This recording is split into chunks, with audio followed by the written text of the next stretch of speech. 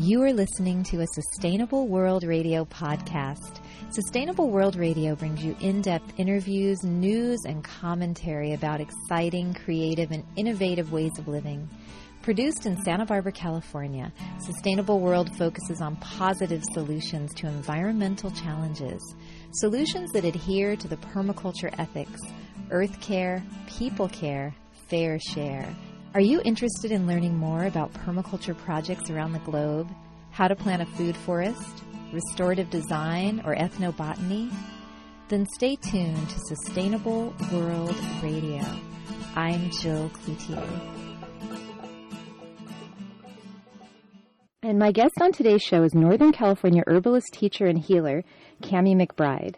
And Kami has taught herbal medicine and women's health since 1988, and she is a practicing herbalist with an herbal healthcare consultation practice in Vacaville, California.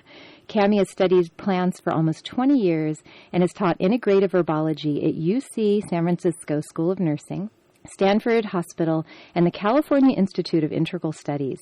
Kami created the Living Awareness Institute Classroom and Gardens as a sanctuary for women to remember their heritage as healers and herbalists. She is the director of Cultivating the Herbal Medicine Woman Within, an experiential herbal studies program where women are inspired to reclaim their heritage as herbalists and healers. Let's just start with your story, Kami. And on your website, you write that working with the plants can be a very creative path of self-healing. Can you tell our listeners how that has happened in your own life and how you got started on this path? Yes. Well, when I was in my early 20s, I had a tumor that was a result of taking some medications that had to be surgically removed. And then also right around the same time, I had a very close family friend that was my age die from taking a medication that had a very serious side effect. It was an asthma medication that she had taken.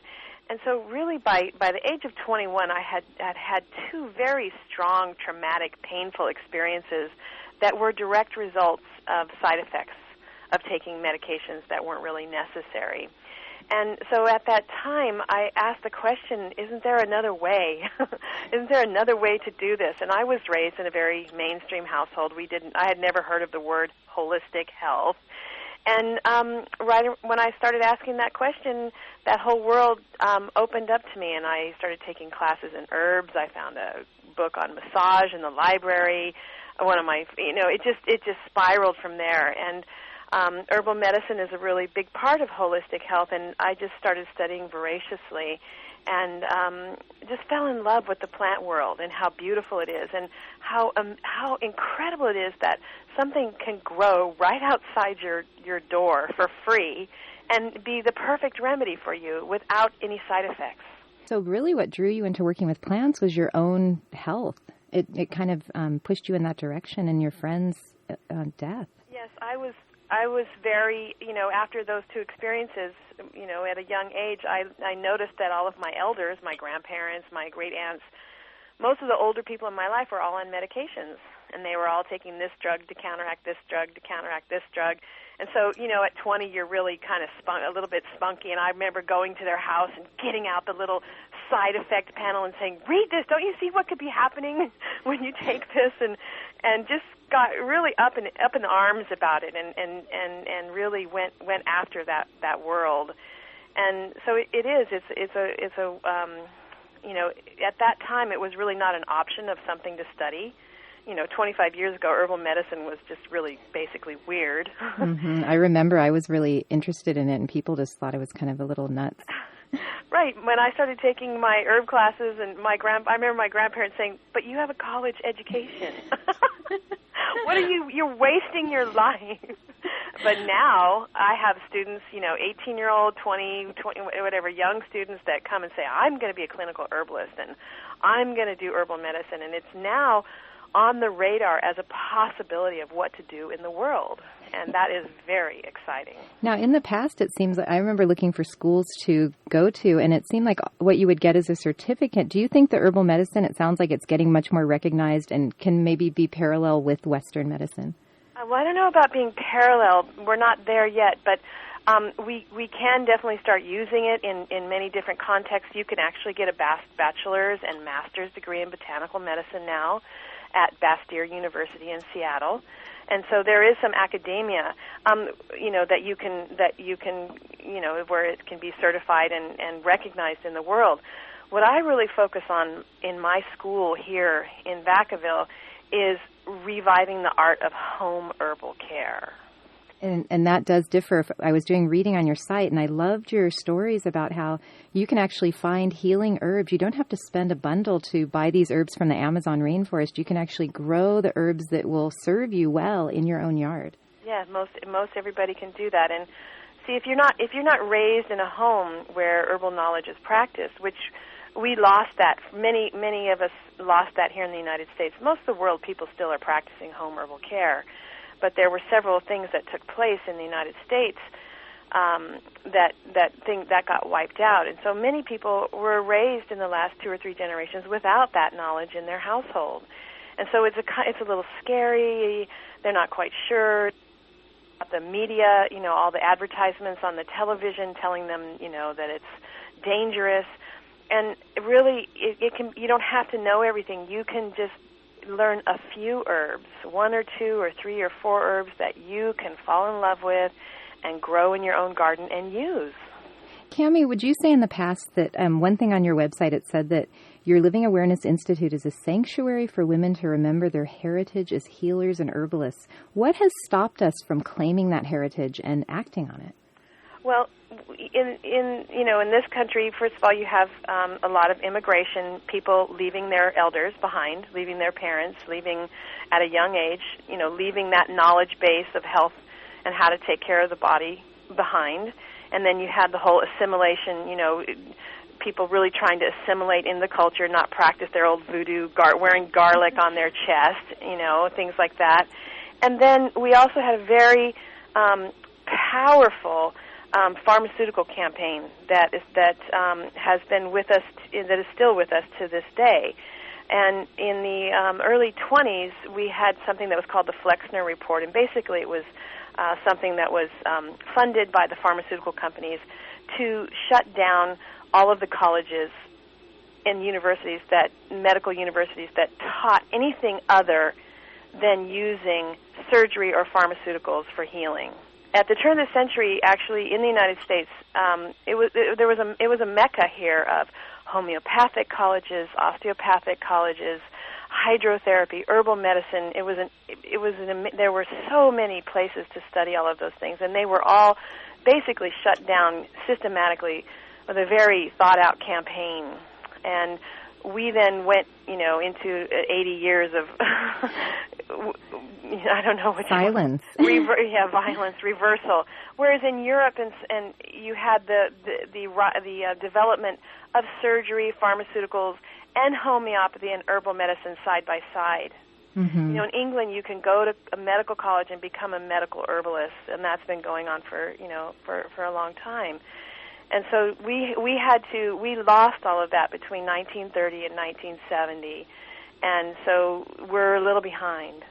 Yes, I noticed when I was recently in England how it seems like the plants are more a part of their lives, with the teas and just people that were more mainstream that you wouldn't think were very much interested in herbalism and actually practicing it in their own lives. Yeah, it didn't get, wiped out and shunned, and it was completely lost within the medical establishment. And then you had a very strong pharmaceutical campaign, media campaign, teaching people that the pharmaceutical companies were your friends and they were going to take care of you, and they were developing the latest drug to take care of whatever your ailment was.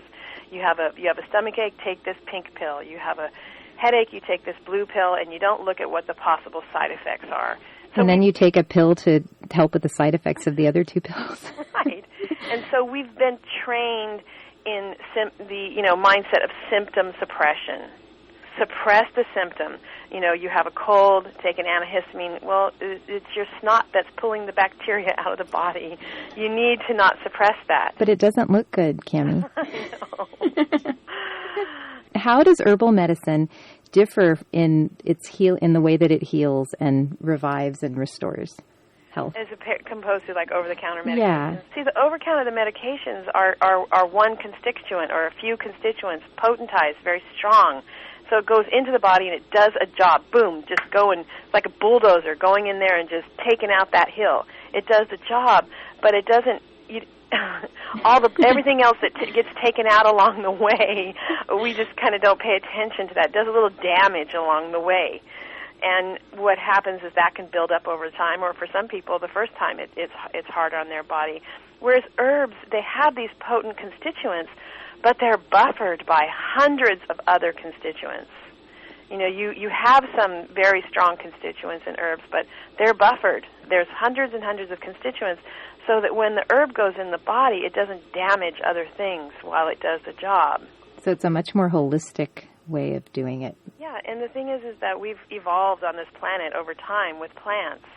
And so our bodies and the plants, there's a relationship there. You know, we eat plants every day, and so we know how to assimilate them. They know how to work in our body.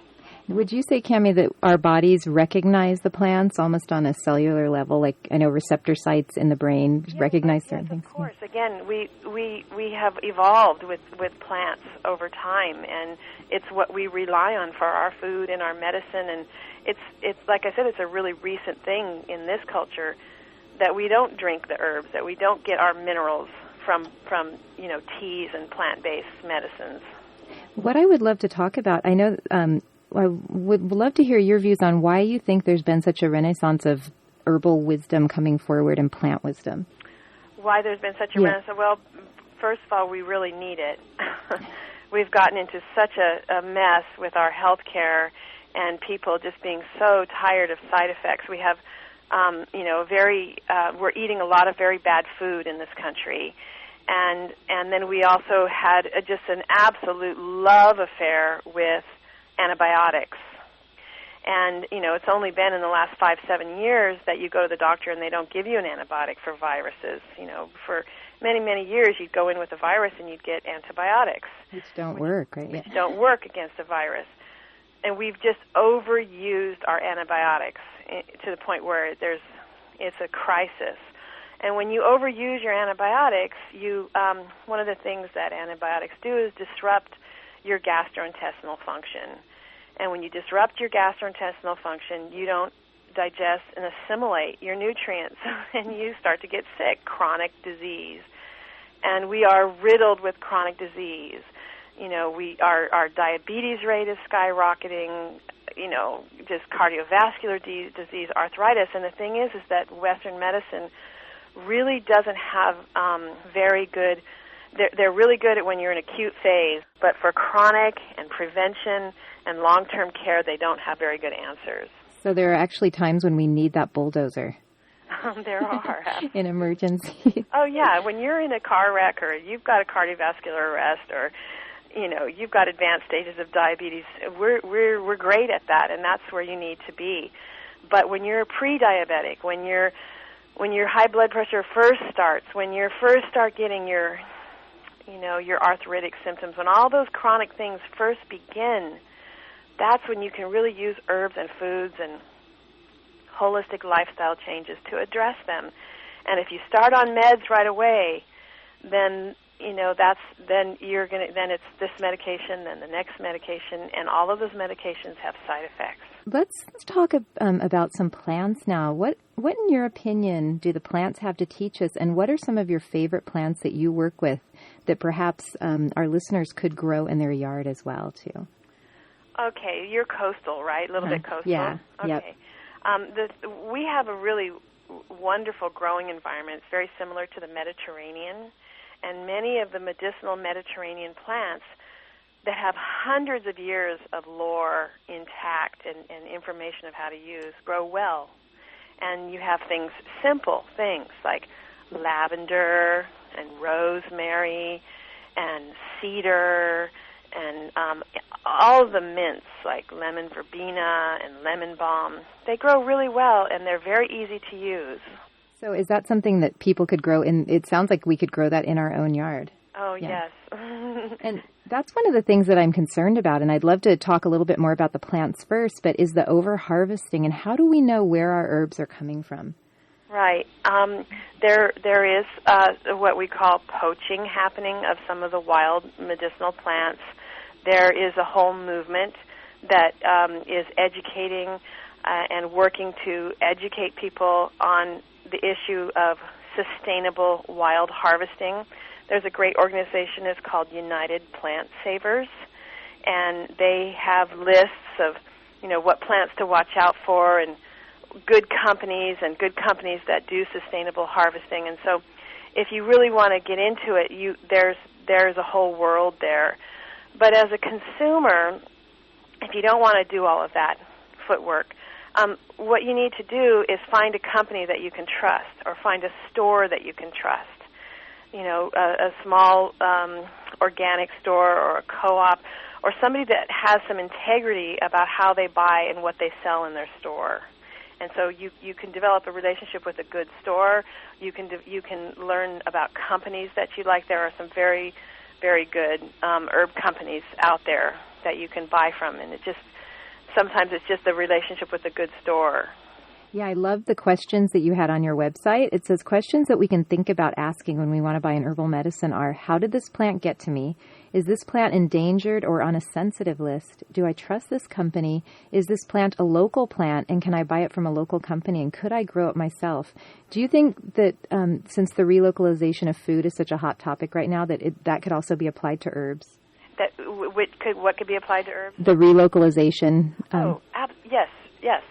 Because, again, what does it take to ship herbs from the rainforest and destabilize that economy? And who knows? But, yeah, it's all part of just being bioregional, and it's not just about sustainable food resources, it's sustainable medicine resources.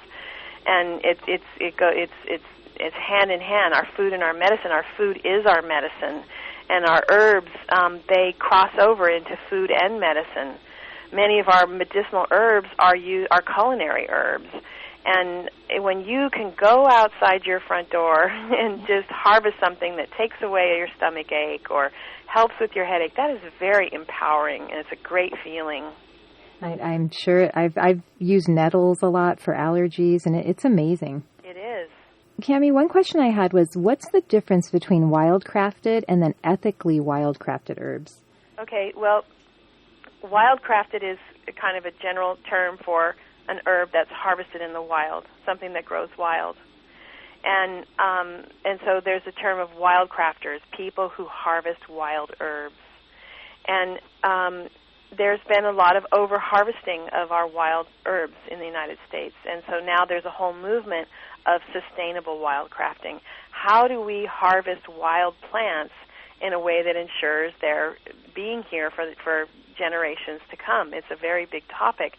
And what we're finding is that, for large scale, many of them, the wild harvesting cannot be sustained. They have to be cultivated to meet the demands of what we're asking for from the herbs now. But you can have, local medicine makers. That's the value of regionalizing your medicine, is that if you buy your herbs from a local medicine maker, somebody that you know and trust, and somebody that has a relationship with those wild places, then you can buy small amounts of wild-crafted herbs. And, again, you have to have a relationship with what we call the wild gardens, a place where you go to, you see the effects, you learn how to harvest the herbs in a way so that it enhances their growth, or you notice that there's been too much harvesting. Do you need to plant? How is it that you tend to and care for these wild gardens so that you can harvest the wild plants? And that's a sustainable, ethical approach. There is, in the Midwest, lots of poaching of the wild medicinal plants, of the ginseng, golden seal, black cohosh. All of those herbs are non-sustainable methods of wildcrafting now. It's just out of control. Yeah, it seems to me that sometimes a plant's popularity can lead to becoming endangered.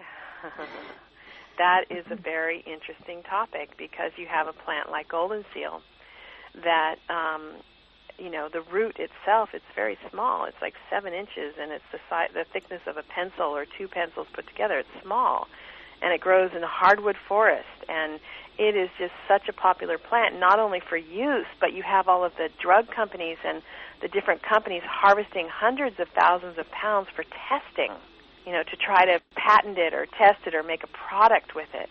So it's not just the use; it's the corporate harvesting to try to get a market on it. That's really created, done a lot of damage.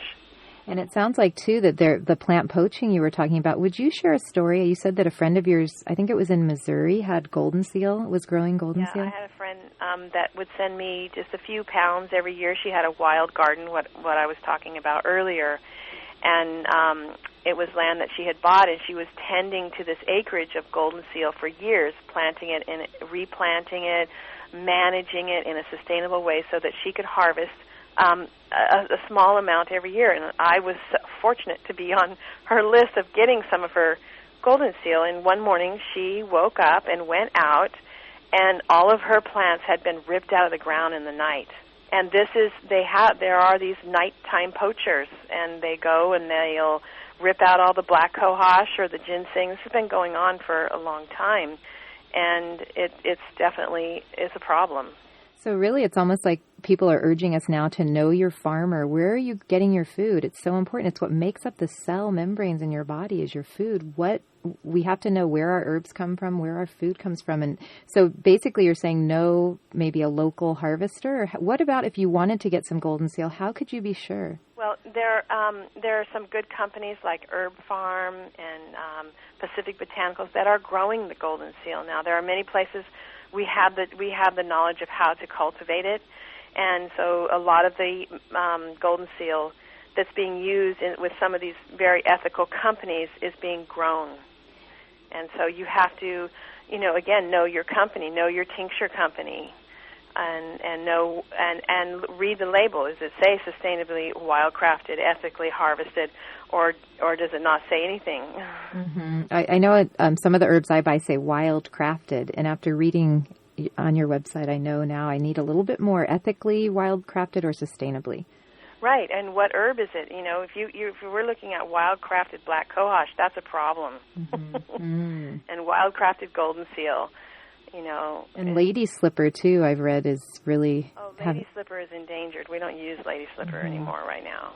And what about, too, sandalwood? An essential oil company that I buy a lot from said that they are no longer making sandalwood oil because it's endangered. Right. There are many herbs now that we just have to stop using for a while until we either really get the technology and the acreage of growing them, and we just have to do that.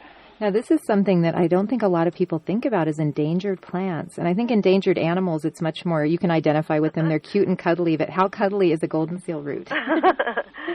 Right. It has a lot of value, and we're losing plant species by the day also with our habitat loss, and it's the same thing.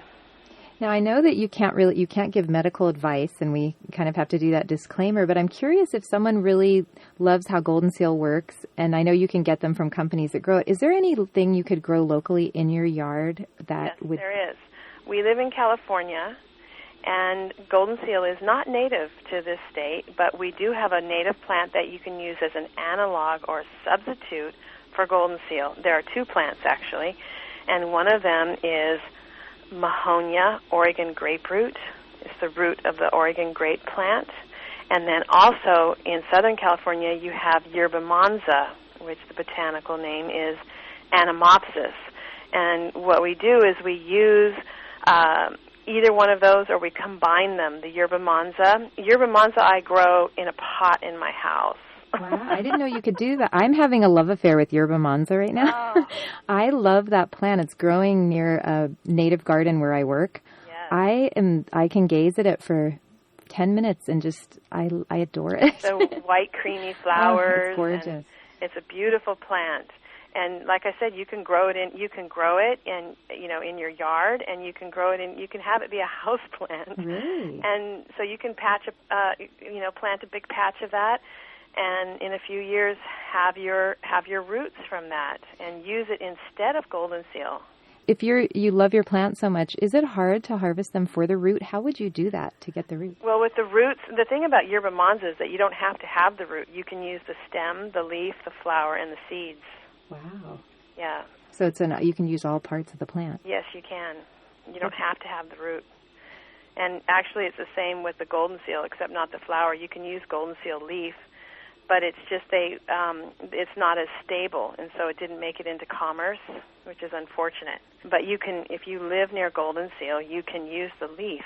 Kami, let me just state, in case someone just tuned in, you're listening to Sustainable World on KCSB 91.9 FM in Santa Barbara, and I'm Jill Cloutier, and my guest today is Kami McBride, an herbalist, teacher, and healer from Vacaville, California. And we've been talking about herbs and herb poaching and plants that you can grow in your own yard. And Kami, let's get back to the plants. What are some other plants that we can grow? Say that you're feeling a little under the weather, you want to boost your immune system. Do you know any plants that you could grow in Santa Barbara that would? In Santa Barbara, immune system, Well, or teas you could make, or right. Well, one of the herbs, especially I focus a lot on winter health, but I focus a lot on winter health because it's a really big breakdown. It's where people really start using a lot of antibiotics. And so I have a winter herbal program where people come here once a month, and I have it one day a month so people can fly in from other places and things like that. But I focus a lot on winter health because it's where we do get under the weather and we don't know how to take care of ourselves well. And there are so many herbs that we can use, and we do have another local native plant that's integral to staying healthy, and that's elderberry. Oh, we have that all over. And do you have is it the blue elderberry? It looks purpley blue, yeah. Yeah, the purple, black, blue. Mm-hmm. Those berries are very important in winter health, and you have the berries right now. The berries we are do, ripe right yeah. now, right? You can harvest those berries and dry them and use that in the winter time for making teas. It's a very strong antibacterial and antiviral. And the most important thing about drinking elderberry to help your body fight off flus and virus is that you take it when you very first start to feel a symptom. Mm-hmm. You don't wait. You don't go to bed going, oh, I have a little tickle in my throat, and then go, oh, I'll take something tomorrow. No, you take it right then and there. You take the elderberry tea as soon as you start to feel a dip in your energy or that tickle in your throat or that slight run-down feeling. You take it immediately, and it will fight off that cold or flu, mm-hmm. and you won't even get it. See, I've taken tinctures of elderberry, but there's so many elderberries around right now. I think I am going to pick some and dry them. Oh, yes. Yeah, it's wonderful as a tea. I mean, you can do tinctures, but the tea is wonderful. And the tea is the best way to use it for children. And it tastes, at least the tincture tastes pretty good. It's delicious. Yeah. The elderberry is delicious, and so kids like it, and people of all ages, and it's a delicious tea. And also elderberry wine, I've heard about too. Yeah, you can herbal medicine making. That's what's so wonderful about it. It's an endless world of cordials and elixirs and potions and honeys and. There's a lot of pleasure in making your own herbal medicine. What about, there's a huge fire raging in probably 25 miles from us, so there's ash falling everywhere. Can you think of anything that is a support for lungs, and they're telling us not to exercise outside too strenuously? Yeah. Well, I would look at drinking some mullein tea, mm-hmm. mullein leaf tea. It's a good support for the lungs. And that can grow here too. Oh, it grows everywhere. It's just wild everywhere. But the thing is that it's if you don't really know your plants, it's dangerous to harvest mm-hmm. wild plants. You have to really, really know. There are many plants that look like other plants that aren't safe. And so you don't just go out and say, oh, I think that's it. That looks like the picture in the book. No, you really need to be shown several times. Or you go to the nursery, you buy the plant, you get it in your garden, you watch it grow, and you really know what it is. I know that oleanders grows around here, and I think is it hemlock? Yeah, there's a lot of wild hemlock, and, you just have to really know. And there are some other plants that can just make you sick. And many people mistake wild hemlock for other plants, and you just have to really know So the best thing is to buy a plant, that's labeled and get it in your garden. If you had a dream team of herbs that someone could grow that are pretty easy to grow, or maybe even culinary herbalism that you have on hand, what would be like 3 members of that team? Top 3 herbs, right? Well, what I like to do is focus on herbs that are really easy to grow, because that way you'll have them, and you don't have to anybody can do it. And so there are many herbs that I like, but I love the herbs that are easy to grow. And one of them is fennel, Feniculum vulgaris. And it is such an invasive weed. We have it here all over. It's everywhere. I call it the highway plant because it loves to grow on the side of the highway. You don't have to do anything. Is it one of the herbs that almost loves to be neglected? You just don't have to do anything, and it will just grow and grow and grow. And you can eat the root as a vegetable. You can put the leaves and the flowers in your salads. And then in the fall, you get these wonderful seeds. When they start to turn brown, you harvest and dry those seeds.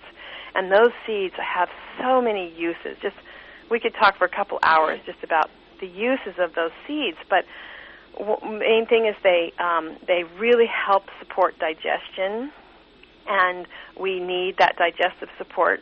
So they help us to digest our nutrients in our food.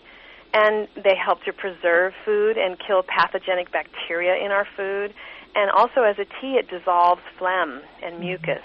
Which is great in winter. Yeah, which everybody, most people with allergies to their foods and just environmental allergies, people develop mucus, and mucus is a medium for bacteria to grow. And so using it to dissolve the mucus and support digestion is a very valuable herb. And it's completely free and absolutely abundant.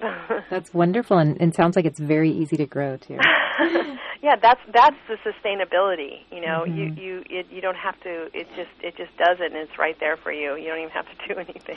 And then another herb that I do really like is lemon balm, which is Melissa. And lemon balm is another one of those herbs that's in the mint family. And, you plant it and then you have it forever. And pretty soon your neighbor calls you and says, what plant is this that is in my garden? And you find out that Melissa went next door and up the road. And Melissa's gregarious. She colonizes. And so you have to be careful if you don't want, something colonized or overrun, because it is a non-native plant. But because it's so easy, it's just available for you. And it's a wonderful, first of all, it tastes really good. Most people love the taste. They love the smell, and that's important. You don't want to always be serving herbs that taste nasty. Chaparral. It's so good for you. And so it tastes good. It's calming. It's nutritive. It has a lot of vitamins and minerals.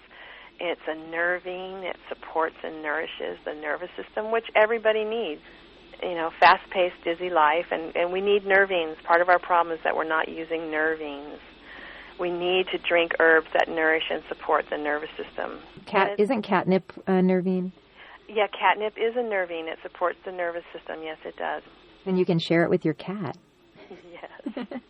So is Melissa, too, I had an herb teacher probably 15 years ago who said whenever his mother-in-law, who was very, very uptight, would come over, he'd serve her lemon balm tea. Uh-huh. And then they would get along a lot better. Right. Oh, lemon balm tea is a favorite for family gatherings or things where, you don't always have people that get along, or, it definitely helps to calm things down. And also the smell evokes a sense of pleasure and calmness and being settled. And so it's a crowd pleaser. That's always helpful, especially at those holiday gatherings. Yeah, sometimes there's certain family members. Sometimes most of it's good, but every once in a while, and so what I do is even in this, it's a cooling or mildly cooling, and so what we do is we make a tea with it, and then we mix it half lemonade, half lemon balm tea, and then we drink it like a lemonade, or make popsicles out of it or whatever. Yeah. That's cool. Herbal popsicles. Herbal popsicles, herbal drinks. Yes, we had a party recently where there were a lot of herbalists here, and I'm telling you, we had the best bar. All of the cordials and elixirs and herbal drinks. It was, it was a high quality of life. Well, that's incredible. Well, whenever I have parties, I serve Damiana tea, and people love that tea. They do. That one really calms me. It just makes me feel very relaxed. Yeah, it's a good nerving, Damiana is. What's one of your other herbs that you really would, maybe not encourage, but what's something that you think is easy to grow and is helpful to people? Well, I also really love St. John's wort. It's one of my favorite plants, and as long as it gets enough sun, it does like sun. There are plants that are easier to grow. It's a moderately easy plant to grow, but once it takes hold, it definitely grows. And then what you want from St. John's wort is the flowers, and we harvest the flowers in the summer, and we steep it in oil, and we make oil with it, St. John's wort oil, and that oil is really one of the best oils that you can. If you only need one oil, that's it. If you only have one oil, it heals the skin, it heals burns, it's antiviral, it stops infections. It's one of the best topical medicines for your skin that you can get. It reduces skeletal muscle pain. It's an incredible massage oil. And so we use that for, our evening massages to calm down. I have a 3-year-old, and we use it for sunburns and every owie that you can think of. It gets St. John's wort.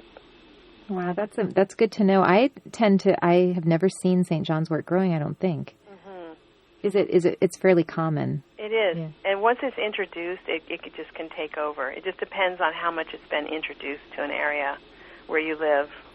Now, Kami, one other question I had was, I know that our soil is lacking in minerals, and I'm wondering if you know any herbs or plants that really help replenish our minerals in our body. Yeah, to feed your plants, or to give to our bodies. Drink. Oh, to drink. Yes. Oh, yes. That's one of the great things about herbal medicine and our tonic herbs, and that we're really missing because of our digestive dysfunction that most people have. A lot of times we're not assimilating a lot of our nutrients and trace nutrients, and so that it's much easier to assimilate when it's in a tea and water form. And so you have herbs like you were talking about earlier. You were talking about nettles, and nettles is very high in trace minerals and vitamins, and it's high in B vitamins and iron and calcium. Easy to assimilate, very assimilatable vitamins and nutrients. And then you have herbs like oat straw, which do you have oat straw growing where you are? Do you know? You know what? I don't know. I think so. Yeah, I'm sure. It's all over those hills. Mm-hmm. It's just been a while since I've been there. But oat straw, again, very high trace minerals, micronutrients, calcium. And so you drink these teas just, the art of, like you said, when you're in England, people just drank tea, right? About 17 times a day. I know. Tea time. And it's not just black tea. We drink these herbal teas to restore our mineral bases. And so oat straw is wonderful for that. It's very, it's a very abundant plant, easy to get, full of minerals, tastes good, and it's just something you can drink, as a beverage. A couple times a week or every other day or just whenever, but to just revive that art of drinking tea in the house, making your tea in the morning and putting it in a portable container and taking it with you and drinking it throughout the day. For me, nettles has really been a godsend for allergies. Whenever I clean the house or get, stuffy, I'll drink nettles, and it really seems to help. It does. Nettles I live in, it's considered one of the allergy capitals of the world, of this country, and we deal with a lot of allergies here. And I have had, hundreds of people heal themselves with nettles in their allergies. Yeah, my old yoga teacher actually gave me a lot of free classes because he said that his allergies disappeared when he took the nettles I told him about. Yeah, and you take it usually, you can take it while you have your allergies, but you can also take it, in preparation for allergy season. You drink it for a month or 6 weeks before allergy season begins, and really build it up in your body, and your allergic response will be much less. And another herb for that's just really quite extraordinary is elderflower.